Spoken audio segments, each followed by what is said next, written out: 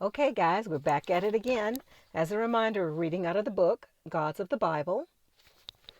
And last reading, we finished up the chapter regarding the Elohim. Now we're going to start with Ruach and the meaning of Ruach. And let's see what they have to say about this. And I always like to show you the actual page, if you guys can see that. So let's get started. Ruach. Those who traveled in a Ruach, Ezekiel and Elijah. The term Ruach is always translated as spirit in the Bible. Theology must necessarily provide a spiritual reading for all the stories of the Old Testament. However, we will see that this reading has no textual justification and is often misleading. As we said, the term Ruach is commonly translated as spirit. The term spirit has been used since the Septuagint, the Greek translation of the Bible from the 3rd century BCE. The Alexandrian authors rendered the meaning of Ruach as pneuma, the ancient Greek word for breath, wind, breath of life, and thus also for soul and spirit. The term Ruach frequently occurs in the Bible, and its rendering in modern languages depends on the religious conception that shapes the particular interpretation of the Bible text. However, the ancient Hebrew term Ruach had a very concrete meaning, as it stood for wind, breath, moving air, storm wind, and thus, in a broader sense, for that which moves swiftly through airspace. In the extreme concreteness of the ancient Hebrew language, anything that flew swiftly through the air could only be referred as to a kind of wind. In later theological spiritualistic elaboration, the term took on the meaning of spirit familiar to us today, which it probably did not initially have. Let's look at some examples of this usage to understand that such interpretation is often misleading and doesn't respect the concreteness that characterizes the writing style of the Old Testament.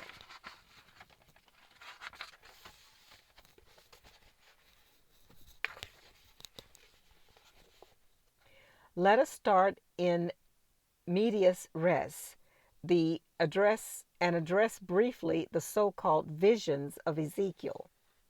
The word vision usually translates the Hebrew word mare, M-A-R-E, but in the religious realm has taken on a misleading connotation for the Bible reader.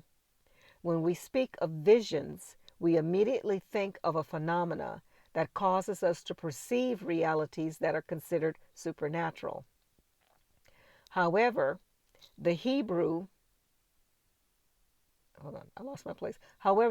term mare, M-A-R-E, refers to the concrete act of seeing something real. More specifically, this term refers to what is being observed, the object of observation. It could be an object, a person, a situation, a scene, an event, or a phenomena.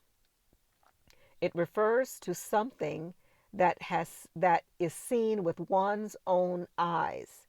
So let's proceed with examples that will prove important for understanding the Old Testament. So let's proceed with examples that will prove. Oh, I said that. Ezekiel reports in his book that he had visions of Elohim. Mariat Elohim, being Mariat, the plural of Mare. In my 30th year, in the 4th month, on the 5th day, while I was among the exiles by the Kavar river, the heavens were opened, and I saw visions of Elohim. Ezekiel 1:1. Ezekiel states that he witnessed events where the Elohim were present with their flying objects. The prophet was so impressed that he remembers the exact day and place of this event. It was the 5th day of the 4th month and the 5th year of exile of Jehoiakim, probably 593, 592 BCE. Ezekiel then goes on and says, "And I looked, and behold, a whirlwind, Ruach, came out of the north Zaphon, a great cloud, a firing unfolding itself, and a brightness was about it, and out of the mist thereof as the color of amber, or kashmal, out of the mist of fire." In this crucial passage, the Ruach, i.e., the presumed divine spirit of theology, manifests itself with obvious physical manifestations, both visual and auditory. This Ruach also comes from a specific geographical location, the north. While Ezekiel is found on the banks of the river, the Kavar, a stream derived from the Euphrates in lower Mesopotamia. We are not dealing here with a mystical experience or a dreamlike vision, but with a concrete event, an experience that the prophet lived through and that he describes in detail. We have a description of a very close encounter with an unidentified object that was undoubtedly in the air. It looked like a thundercloud coming from the north. In its center, the prophet saw a fire, a propulsion system maybe, rotating around itself like luminous radiation. At its core, something glows like amber, kashmal. The Greeks translated the term kashmal as electron. This last image likely served to describe the color and glow of the central part, or it represented electromagnetic phenomena, since the electrical properties of the electron were already known in antiquity.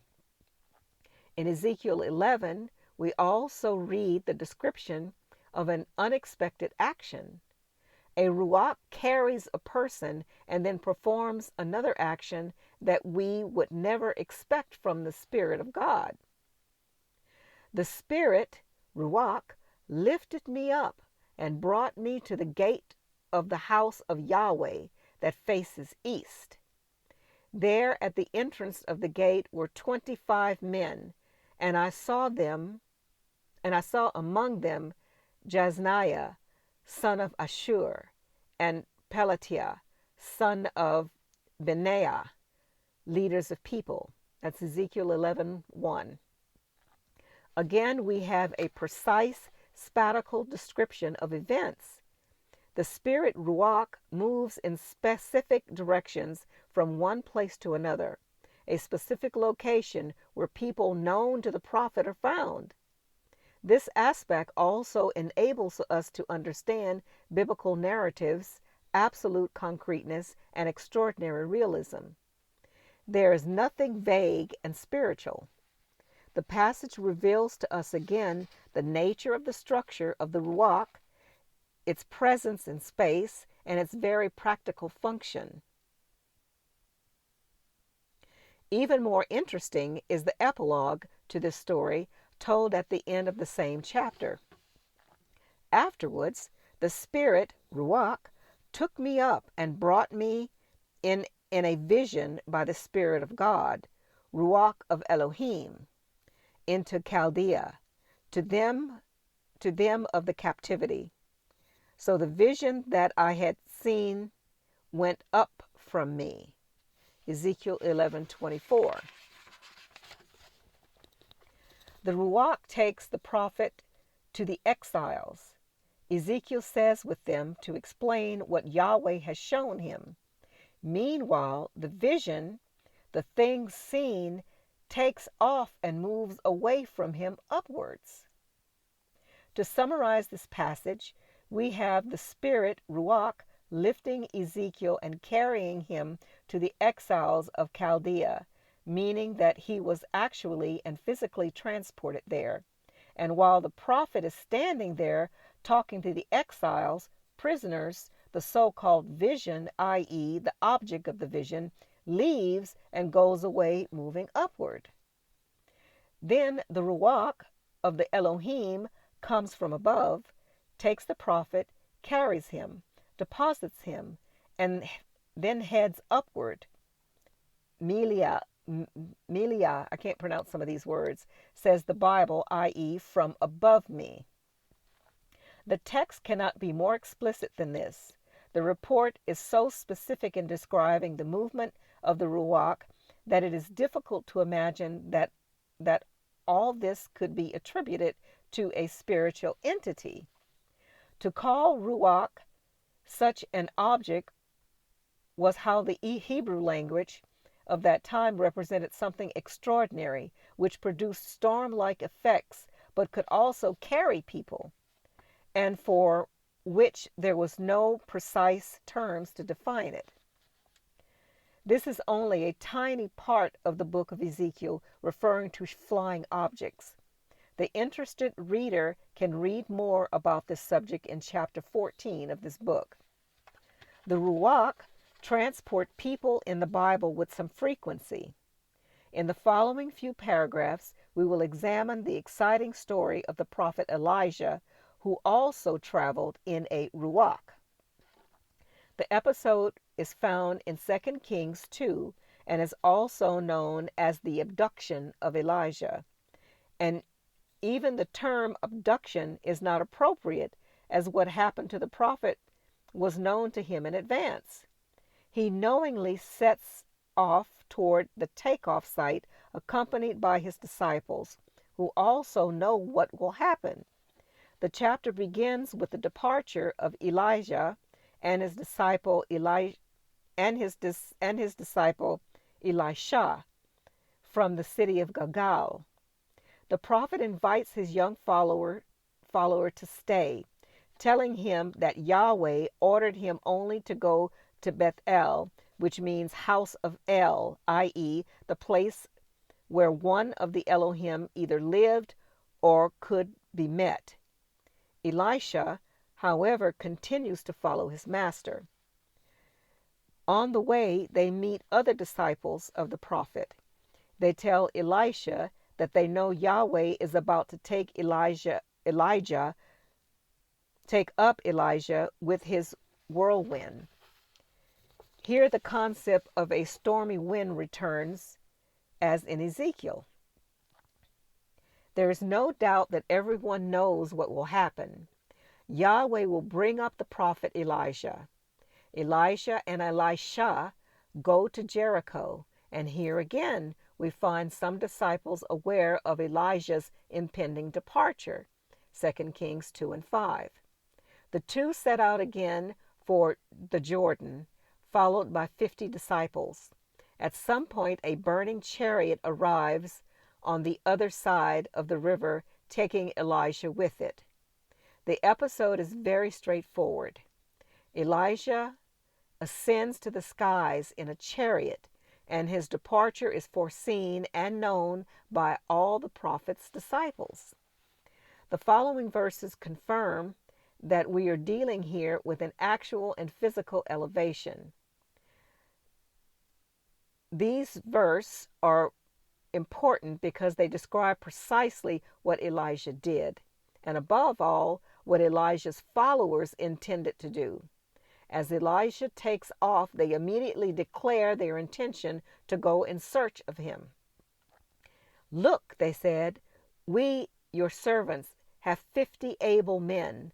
Let them go and look for your master.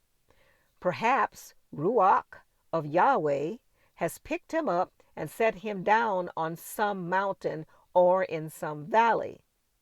"No," Elisha replied, "do not send them." But they persisted until he was too embarrassed to refuse. So he said, "Send them." And they sent 50 men who searched for 3 days but did not find him.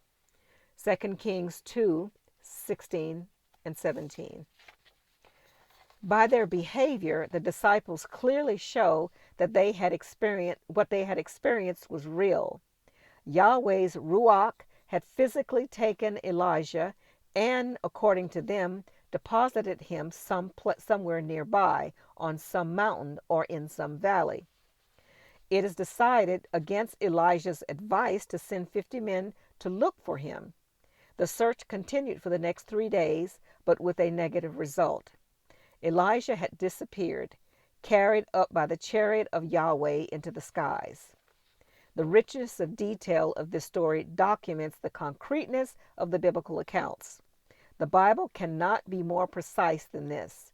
One does not spend 3 days laboriously searching the mountains and valleys to find a missing person who has only been abducted in a dream or a vision. Elijah indeed left with the Elohim on a Ruach. Let us therefore look more closely at the connection. Hold on. At the connection Ruach and flying. What are these unidentified flying objects observed and described by Ezekiel as well as Elijah and his disciples? Wow. Okay, I'm going to stop there for a second, and then we're going to continue with page 66. And this one is called Res Esplitica Volans. I'm not sure what that means, but we'll find out. I'll see you guys next time.